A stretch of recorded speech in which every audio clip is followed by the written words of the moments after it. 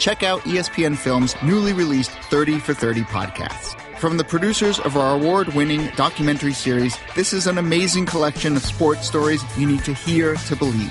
Speaking of amazing, Delta Airlines and the Fly Delta app make your travel experience amazingly easy with real-time bag tracking, e-boarding, and passport scanning during check-in. And don't forget to download 30 for 30 podcast to fill your flight with stories that will keep you coming back for more. This is the Stephen A. Smith Show podcast. I'm Stephen A. Hour number 2 of the Stephen A. Smith Show here with you for the next hour over the airwaves of ESPN Radio. That's Sirius XM Channel 80. Number to call up, as always, is 866-729-ESPN. That's 866-SAY-ESPN. We'll get more into LeVar Ball and whether or not he should say thank you to the president or how do y'all feel about his refusal to do so. We could definitely get into the Knicks and what we're seeing from the Clippers. Obviously, Lonzo Ball had a triple-double the other night. I'm still not sold. I sincerely wish him the best. I hope he continues to improve. Just get aggressive. Just get assertive. That's really what matters. And I'm kind of wondering if all this additional attention that his father is getting, because he made sure to mention the big baller brand at the end of the interview, all this additional attention that his father is getting, whether or not that's something that's going to work for or against Lonzo, because I have questions about that. But moving on, wanted to get into a little NFL action on a couple of fronts. Number one, Seattle Seahawks, as far as I'm concerned, are done. Los Angeles Rams, congratulations. NFC West is yours. I truly believe that to be the case. Because I don't care what Seattle does without that secondary, without Cam Chancellor, and without Richard Sherman, and with a suspect Earl Thomas, I just can't see how Seattle's defense is going to get it done. I just can't see it. Yeah, Pete Carroll might have cost them, should have kicked the field goal near the end of the first half instead of trying some trickery. Still hasn't seemed to learn his lesson in that regard. But that's neither here nor there. I think that when I look at the Seattle Seahawks, they're just not the same team. Russell Wilson is a superstar. Russell Wilson should be a top 3 league MVP candidate. He is all-purpose, considering how he's bereft of the requisite weapons necessary.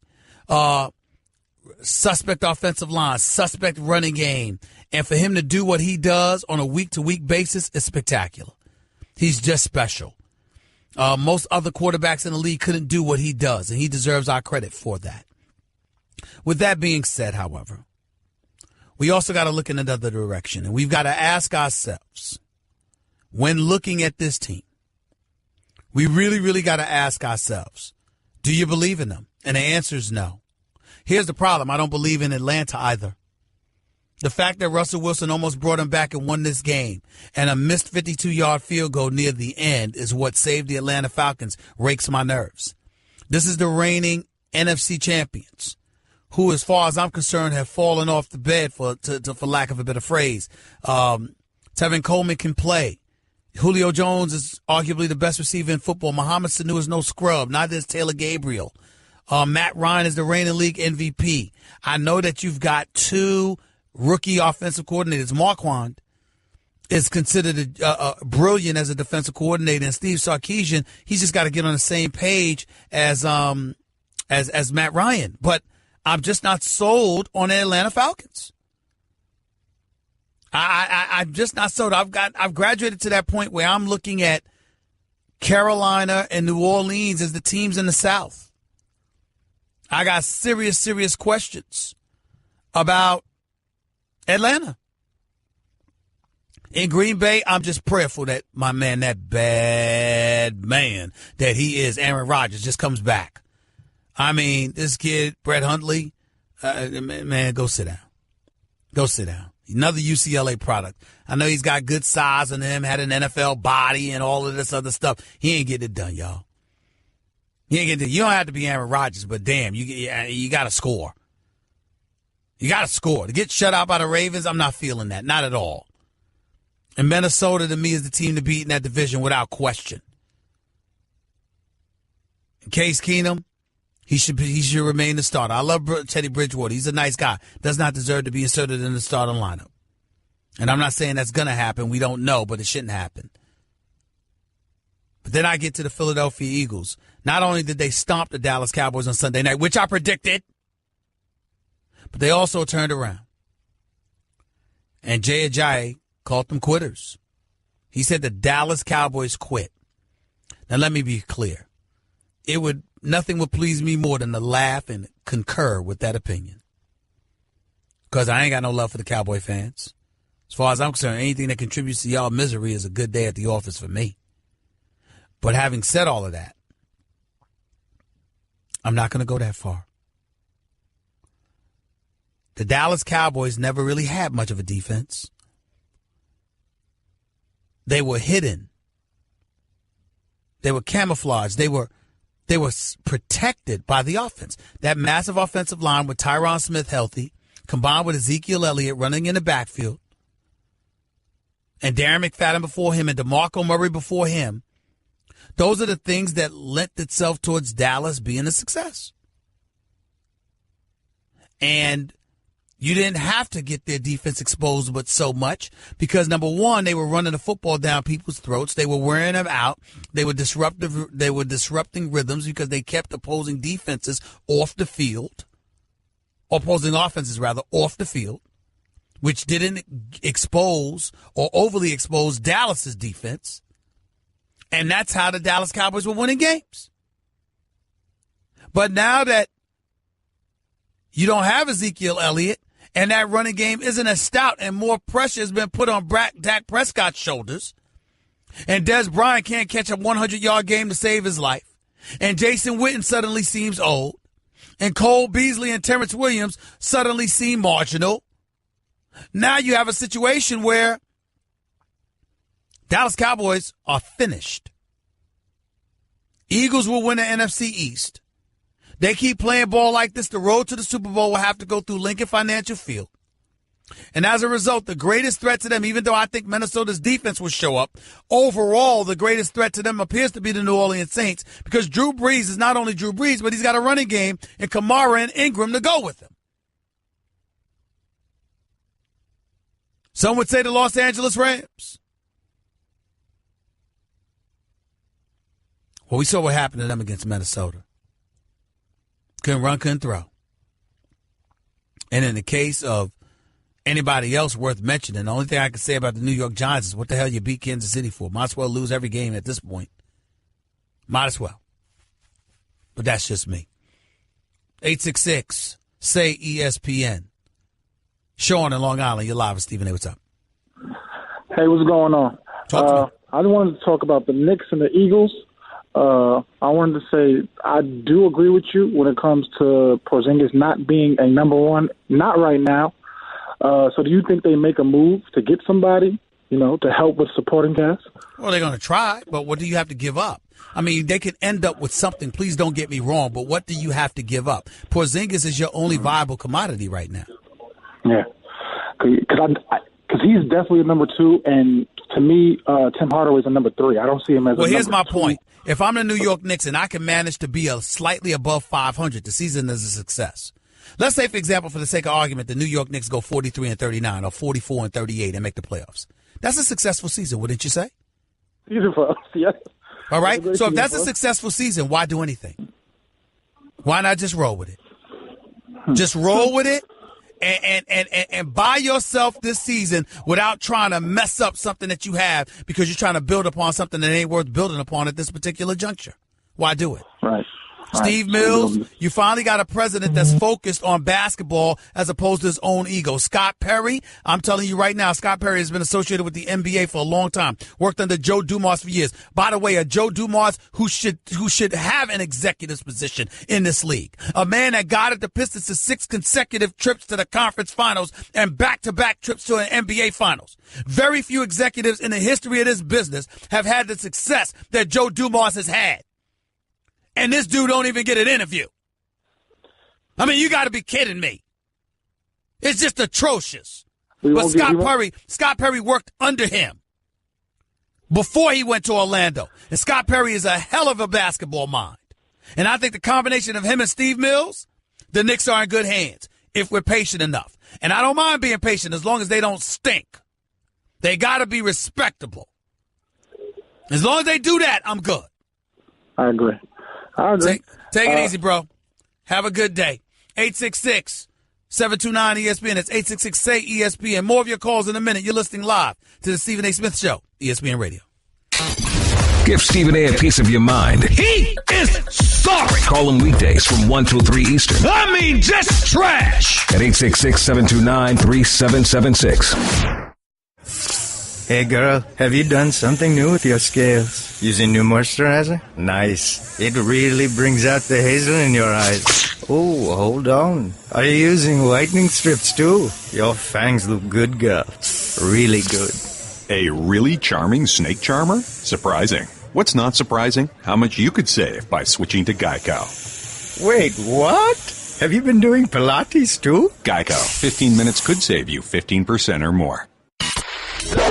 You're listening to the Stephen A. Smith Show podcast. Let's get back to the phones right here on the Stephen A. Smith Show. ESPN Radio, 866-729-3776. That's 866-SAY-ESPN. Let's go to Stacy in New York. You're live with Stephen A. What's up? Hi, Stephen. How are you? How are you, Stephen? Stacey? How are you? I'm all right. I'm Yourself? doing well.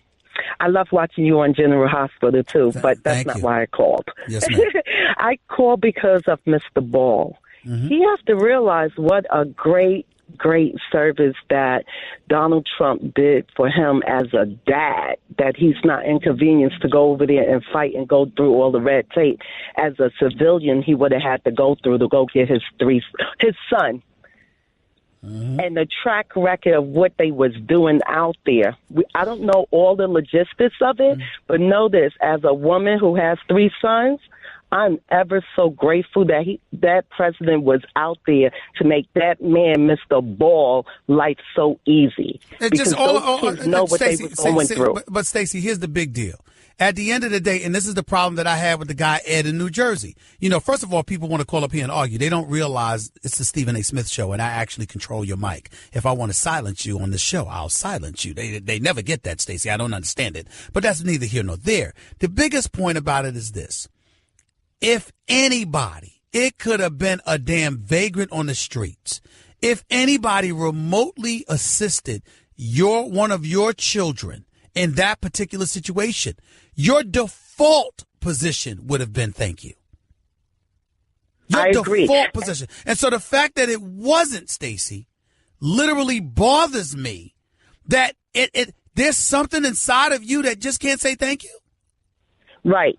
And Mr. Ball needs to humble himself and look at his wife's face on how grateful she is to our president that he was there at the right time. And she should go ahead and say thank you on the behalf of her son, just for being a mom. Wait a minute. We don't know, and I'd say this very, very respectfully. I haven't looked into this recently, but I did hear, and I think we've all heard something about the health of Mrs. Ball.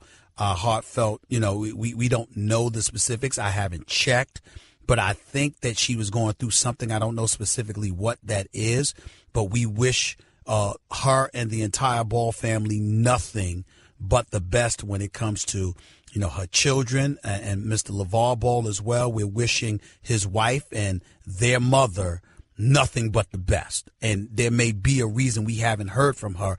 And I don't know this to be true or not, but I think it may have something to do with her health. And I think that we need to be very, very careful about assuming she should be doing anything now outside of prioritizing on that. Right. And that's why I'm saying that as a mom, I know she would have sent a beautiful, well-written letter to say thank you, Mr. President. That's all I'm saying. Thank you very much, Stacey. I appreciate the call. Thank you so much for calling. Call back anytime. Noel in New Jersey, you're live with Stephen A. What's up? How you doing, Stephen? Just want to say first, congratulations on your national show happening in Thank you, man. This coming months. Just a quick question. I'm not a big time Donald Trump supporter, but I have to say that I do.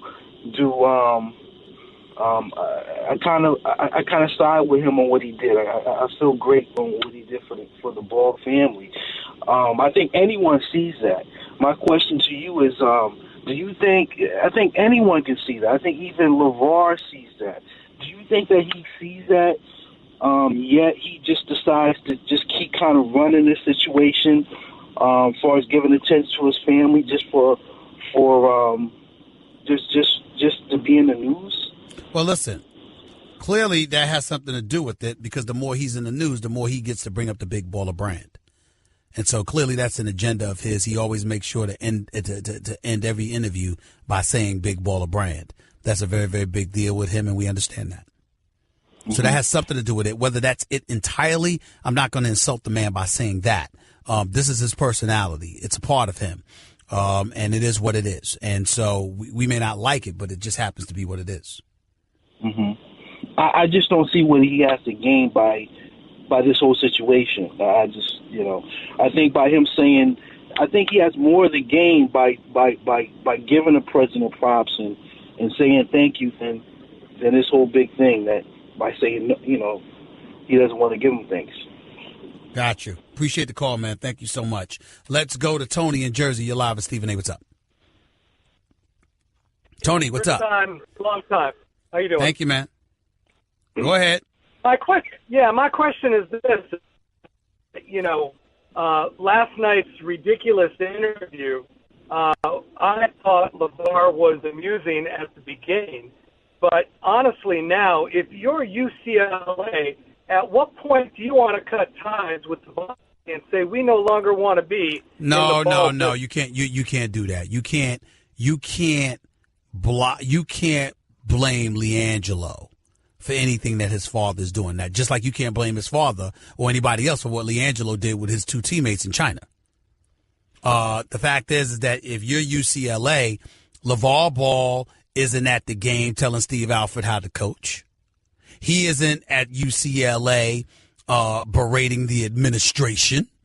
He isn't doing anything like that. If anything, it's something that's tough on LiAngelo, just like it could potentially be something tough on Lonzo with the Lakers. But, it should have no impact with his behavior, his theatrics, his loquacious tendencies or beyond. Should have no impact on UCLA's willingness to have LiAngelo Ball there, especially considering the service that Lonzo Ball provided to the university last year as a freshman. Last night was the first time I felt the UCLA brand was really hurt by him talking about the president in such a negative way. How is the UCLA brand hurt by a father running his mouth that doesn't attend the university? You don't think that boosters are sitting there listening to that interview with Chris Cuomo, thinking, what is this going to do for the ability for our recruitment and everything else? No.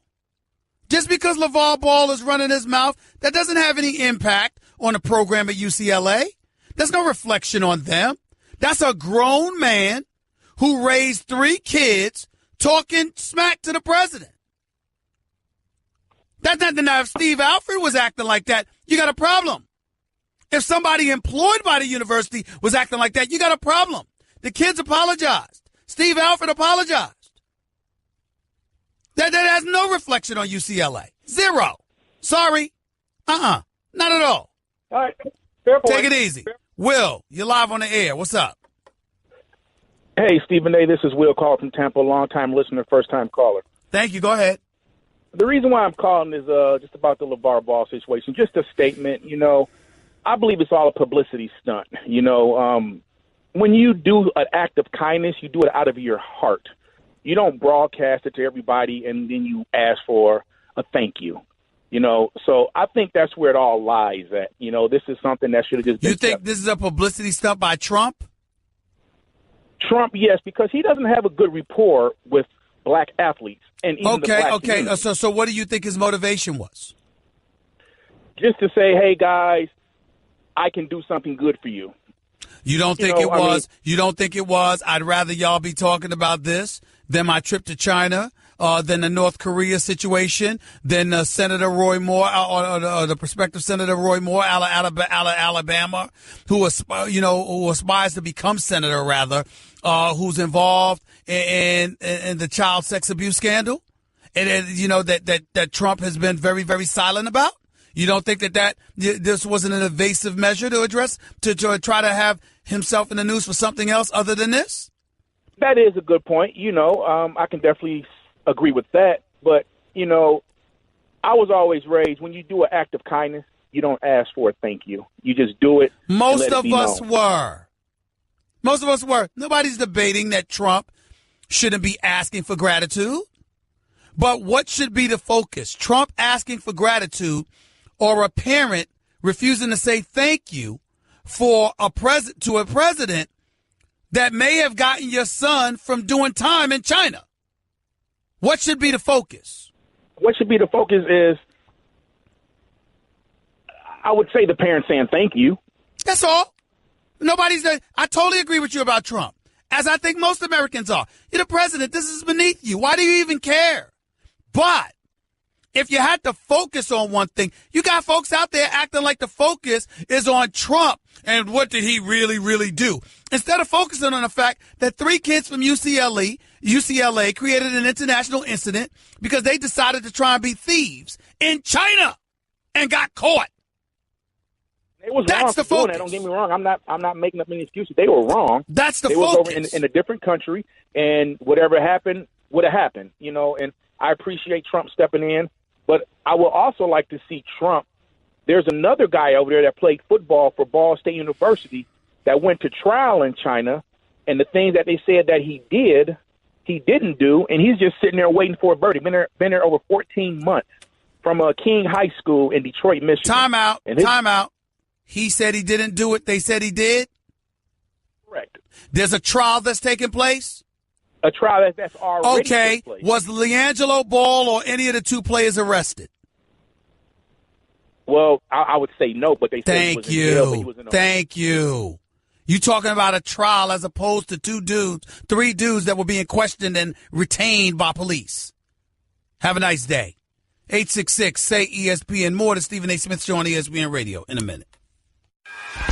Guess what? You're in the middle of the Stephen A. Smith Show podcast. Damn it, I mean it! Back to the phones right here on the Stephen A. Smith Show, ESPN Radio.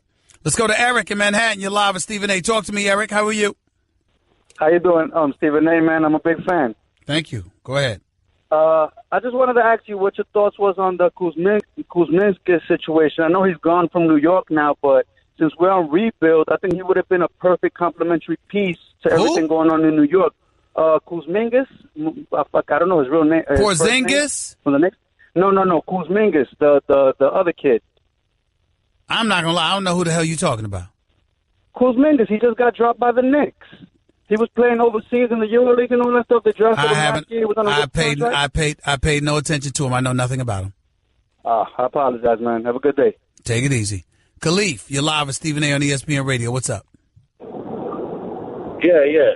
Go ahead, man. I try to congratulate you on your win with Porzingis, but I don't think it'll last long enough. But going up on the west side. Speak up. There's too much noise in the background, bro. Speak up and speak into the phone. I can't hear you. Yeah. You can hear me now? Speak up louder. Go ahead. I'm saying, right, I want to congratulate you on your win with Porzingis with the Knicks. But I don't think that they have the correct pieces yet because they couldn't pull it off with Melo there. So I ain't see that happening. But going back on the West Coast, between me and you, though, does coaches win games or players win games? Both. Bad coaching can ruin good players. It's just that simple. I appreciate the call, though, because your signal's too bad for me to subject my listeners that. Y'all got to understand, y'all need to be in a line standing still. You want, hundreds of thousands, if not millions of listeners to hear you. You got to be in a place where people can hear you. Okay? And not only that, you're taking time away from me talking. And I'm not one of these people that get a radio show and I want to do a bunch of interviews so, folks are doing all the talking, and I'm not. I like y'all to hear me. I don't like people taking time away from me personally. I love talking to my callers, but I'm not one of those guys that prefer to do a bunch of interviews because I like to do most of the talking on my radio show. That's why it says the Stephen A. Smith Show. I'm ready to talk for 2 hours. I'm telling you that right now. Every day. Every day. And by the way, the guy brought up Carmelo. Let me say this. My final take today on ESPN's First Take which airs every weekday from 10 a.m. to noon. Number one show in cable from 10 a.m. to 12 noon, by the way. Thank y'all very much for the support. I did a final take today on today's show about Carmelo Anthony. Nuno, Cat, please play that for my listeners. Take it away. Here's the deal. Carmelo Anthony, in my mind, is one of the greatest offensive players of this generation. He is somebody that I thought last year in New York City took entirely too much blame because entirely too much was placed on his shoulders while Phil Jackson was somewhere in Montana meditating when he was supposed to be the president of basketball operations for the New York Knicks. Except Phil is gone now, and so is Melo. He's no longer in New York, mired with the Knicks franchise. He plays alongside Russell Westbrook and Paul George with the Oklahoma City Thunder. And guess what? If the playoffs were to begin today, they'd be on the outside looking in. They are 7-9 as a team. Their defense has been inconsistent. On far too many occasions, one would say we've seen hero ball. I'm looking at Billy Donovan and I'm asking the question, what the hell is going on? I expected the Oklahoma City Thunder to be better. Having said all of that, we don't give Carmelo Anthony a pass because we can't. Paul George has been to 2 conference finals in his young career. Russell Westbrook has been to the conference finals 4 times, along with an NBA finals berth. Carmelo Anthony has been in the league for more than 14 years. He's played in 1 conference finals. He has never been in an NBA finals. I personally believe his talents are too big time for that to be such a stain on his resume. May not be entirely his fault. On too many occasions, he may have taken entirely too much blame. But the reality is, with Russell Westbrook and Paul George as your teammate, regardless of what problems exist around y'all, I need Carmelo Anthony to step it up. I need Carmelo Anthony to remind the world what a big-time basketball player he is. Because in the end, we know what Paul George can do. We know what Russell Westbrook can do. People have been questioning Carmelo entirely too much, and he needs to do something about that sooner than later. That was my final take on First Take today on ESPN, and I feel adamant about that. And let me elaborate over the airwaves here in case Melo or his family members and friends and everybody is listening. Melo's my man. I got nothing but love for that brother. I want to see him in a big-time situation because I think that he'll respond in a big-time way. But it is one of those situations where you didn't win in Denver. You got to the conference finals once Chauncey Billups arrived there after being traded for Allen Iverson. You come to New York City, you get to the semifinals before you lost a series you should have won to the Indiana Pacers. Then you turn around, and you're in New York repeatedly over a period of 6 years. In the last 4 years, you can't win more than 37 games. You don't make the playoffs. Now you go to Oklahoma City. Your teammate is the reigning league MVP, who's the first to average a triple-double since Oscar Robertson did it in 1962. Your other teammate is Paul George, who is a star in this league. This is the game of basketball we're talking about here. You got pieces like that. You can't be 7-9 on the outside looking in at a top 8 playoff spot in the playoff picture in the Western Conference. Now, that doesn't mean it's Melo's fault, and I'm not saying it's Melo's fault. What I'm saying is that whereas Russell Westbrook has been to 4 conference finals, even though Kevin Durant was his teammate, and an NBA finals berth, by the way, and even though Paul George went to back-to-back Eastern Conference finals and ran into the roadblock that it was LeBron James and the Miami Heat, what we have to pay attention to is when Oklahoma City struggles, people are instinctually going to look at Carmelo Anthony. Because wherever he's gone, success has not followed. That's what they're going to say. And I don't want them to say anything like that about this brother. So I need Carmelo Anthony to elevate his play and to do whatever's necessary to remind the world that he's big time and he could be that missing piece to a championship puzzle. Because the way Oklahoma City has looked thus far, it's not good. It's just not good. I'll leave it at that. Your calls to close out the show right here at 866-SAY-ESPN, the Stephen A. Smith Show, ESPN Radio. Guess what? You're in the middle of the Stephen A. Smith Show podcast. Damn it, I mean it! We only have a few minutes left. Be succinct, quick and to the point. Do it or I will do it for you. James in Staten Island, talk to me. All right, Stephen A. the reason why I wanted to get on the line so bad is just to say I think that Alonzo Ball not apologizing was showing the mood of our country right now. We're not ready to apologize anymore. We're not ready to say thank you for crumbs. We don't know the role that Donald Trump really played in getting his son released. It could have been the parents. They could have been already on their way to coming home, and Donald Trump took credit for it. I'm tired of that argument. And the reason why is because all the news reports and the White House and everybody in between confirmed we're going to operate from the premise that the president did what he said he did as it pertained to this one incident. Based on that, how do you feel? All right. That's why I said what I said in the beginning. We're not ready to say thank you anymore. We're not ready to bend our knee anymore. You're not ready to say. You're not ready. You're not ready. You're having your hand out. You're not ready to say thank you. Your child goes to China and steals. That's a fact. They've admitted it. UCLA admitted it. They caused an international incident and brought embarrassment and shame to themselves, their family name, and the University of UCLA. Okay? All of that's fact. Fact. Undisputed. And you're going to bring up, we're not ready to say thank you for crumbs? Alonzo Ball was not ready to let his son face the consequences that he brought upon himself. Well, first of all, shut the hell up. You don't even know his name. His name is LeVar. It's not Lonzo. Have a nice day. David in Jersey, you're live with Stephen A. What's up? Go ahead. How you doing? I'm tired of all of these people bringing up stuff that has nothing to do with it. Has nothing to do with it. If you don't want to say thank you, don't say thank you. But don't bring up, oh, Trump this, and Trump that, and we're not ready as a people to say thank you for crumbs. Your son committed a crime. That's the issue. All of that other stuff ain't got nothing to do with what we're talking about. Your son committed a crime.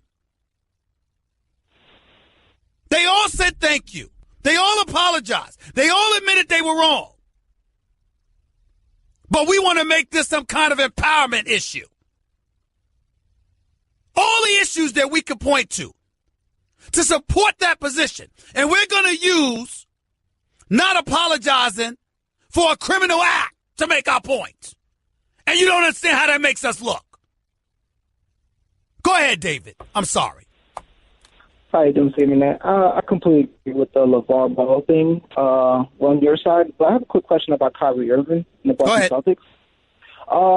Now, as I know it's early, but now that Kyrie Irving's looking great, MVP with the Boston Celtics, do you think LeBron James is kind of like jealous, or how I say, like kind of? LeBron James has no reason to be jealous of Kyrie Irving. LeBron James should have done a better job of being a better teammate. But LeBron James has no reason to be jealous of Kyrie Irving. LeBron James is a 3-time champion and the greatest player in the world. He has no reason to be jealous. Take it easy. John, you're live with Stephen A. What's up? John, are you there? Yeah, I am, Stephen A. How are you today? I'm all right. Go ahead, buddy. Thank you for the best cardio workout since Jane Fonda for your 2-hour show. It's fantastic. Thank you, man. That previous caller kind of segued into this. It looks like LeBron has taken a touch of a heel turn this year since Kyrie's gone. Do you think he's marking the spots like alpha dog like he did when he first got to Cleveland? I don't understand what you mean by that, sir. Well, he's tweeting about the Knicks, tweeting about Dallas players and so forth. It looks like he's trying to establish himself again and that this is the last run and I'm still the man. Well, first of all, I don't mind him thinking that he's the man. If you're the best in the world, I'd like you to act like it. So I'm not bothered by that by LeBron by any stretch of the imagination. And LeBron is one person that has been consistent in this regard, and we have to give him credit for it. When he believes he's knowledgeable about a subject, he doesn't hesitate to speak. When he hesitates to speak is because he doesn't believe he's knowledgeable about the subject enough yet. I give him credit for that. Johnny in New Jersey, you're live with Stephen A. What's up? Stephen A., big fan, man. How you doing? Listen, I'm all right. First of all, you're absolutely 100% correct. If anything, man, public thank you to the president because that could have caused an international incident. Point blank, you're right. It was an international incident. I get it. It was an international. It was, because that could have been a whole lot bigger than anybody ever imagined. Ex-military talking to you. Anyway. Yes, sir. McAdoo. Yeah, and his last gasp, he should. You're right. The Giants should just lose out. I agree with you, and I'm a diehard Big Blue Giant fan. Yes. I They should lose bleed out. blue. They should lose out and then get rid of everybody. Start from your core and work your way around it. That's right. I got to go, Johnny. I appreciate the call, buddy. Thank you so much. Lewis in Staten Island, you're live with Stephen A. What's up? Yes, this is Lewis. They keep talking about ball. How about the other two parents? Did they say thank you? Well, I don't know. A, that's number one. B, chances are we didn't particularly care because LeVar Ball has been the one in the news over the last several months, and you know how it is in terms of the person with the most notoriety is the one plastered front and center. They're the newsworthy item, and fortunately or unfortunately, that has been the case with LeVar Ball. You don't think that they should be suspended for the whole year for doing what I know. they did? I've said minimum half the season, and if they got suspended for the season, it wouldn't bother me. I've said that. I've been on the record. Okay, and I really love listening to your show. Thank you, man. I appreciate it, and I'm glad you do because I'm not going anywhere. Oh, in Jersey, you got 30 seconds. You're live with Stephen A. Go ahead. First and foremost, man, it don't hurt to say thank you. And then second of all, if the kids already said thank you, what more are you looking for? That dude, their father should be like, Trump don't need to pay no mind to him, just like he was worrying about. No. What's his name? I know. Trump doesn't need to pay any mind to him. It should be beneath the president to even get involved in such a situation. But having said all of that, if your son committed a crime and he was returned home from China, wouldn't you say thank you? Yeah, I will. I will. But that's it. First. That's the bottom line. It's just that simple. I'm sorry to cut you off, but we got to get on out of here. We can call back tomorrow and talk about this. That's all I'm trying to say. That's all I'm trying to say. More of the Stephen A. Smith Show 22 hours from now. Until then, I'm signing off. Stephen A. Smith Show, ESPN Radio. Peace and love, y'all. That's just a sample of what you'll hear on the Stephen A. Smith Show. Weekdays at 1 p.m. Eastern on Sirius XM Channel 80 and the ESPN app.